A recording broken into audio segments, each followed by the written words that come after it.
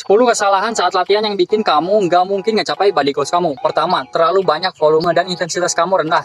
Targetin buat ngelakuin 3-10 set per minggu buat per otot dengan reps in reserve 0-2 repetisi.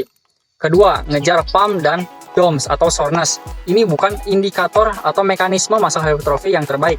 Prioritasin buat ngasih mechanical tension. Ketiga, ngelakuin exercise yang wajib atau perlu dilakukan, kayak misalkan bench press, squat, deadlift, dan lainnya. Kalau misalnya itu nggak cocok buat kamu, ya nggak usah dilakuin. Keempat, form yang jelek. Kalau kamu misalnya progressive overload tapi ngorbanin form, itu nggak bisa dihitung sebagai progressive overload.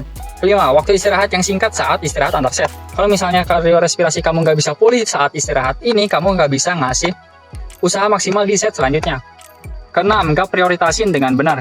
Coba lakukan exercise yang kamu mau prioritasin atau otot yang kamu targetin yang diprioritasin atau yang paling lemah di awal latihan, bukan di akhir. Ketujuh, ngetes one rep max. Ini dia ngasih stimulus hypertrophy yang cukup, resiko cederanya besar, dan mending kamu kalau misalkan pengen tahu one rep max, cari aja kalkulator online-nya. Kedelapan, gonta-ganti program terlalu sering.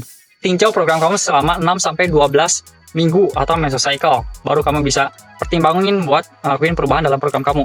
Kesembilan, maksain buat progressive overload. Kayak tadi ya, kalau misalkan kamu progressive overload tapi ngorbanin form, itu nggak bisa dihitung sebagai progressive overload.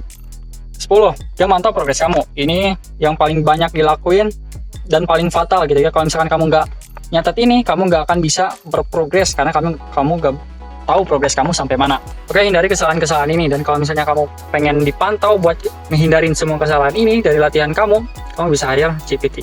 Oke, follow akun-akun GPT buat dapetin konten berkualitas kayak gini.